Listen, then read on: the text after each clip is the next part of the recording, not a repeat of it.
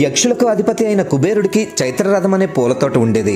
అందులో పూసిన పూలన్నింటినీ కుబేరుడు పరమేశ్వరుడి పూజ కోసం మాత్రమే ఉపయోగించేవాడు. ఆ పూలతోటలోని పూల సువాసన అత్యంత పరిమళంగా ఉండడంతో పూలతోటకి ఎంత కాపలా పెట్టినా ఎవరో ఒకరు ఆ పూలను దొంగిలిస్తూనే ఉండేవారు. ఆగ్రహంతో రగిలిపోయిన కుబేరుడు ఆ వనంలోని పూలను ఎవరు కోసినా యక్షులైనా సరే, దేవతలైనా సరే, గంధర్వులైనా సరే కోసిన వెంటనే రాక్షసులుగా మారిపోతారని శపించాడు. ఆ సంగతి తెలియని హూహు అనే గంధర్వుడి కొడుకు విజయుడు తీర్థయాత్రలు చేస్తూ విష్ణుగానం చేసుకుంటూ చైత్రవనంలోకి ప్రవేశించి ఒక పువ్వును కోయగానే రాక్షసుడిగా మారిపోయాడు. విజయుడు ఎంతో బాధపడుతూ కుబేరుడి దగ్గరికి వెళ్లి తనకి శాప విమోచనాన్ని అనుగ్రహించమని కుబేరుణ్ణి ప్రాధేయపడ్డాడు.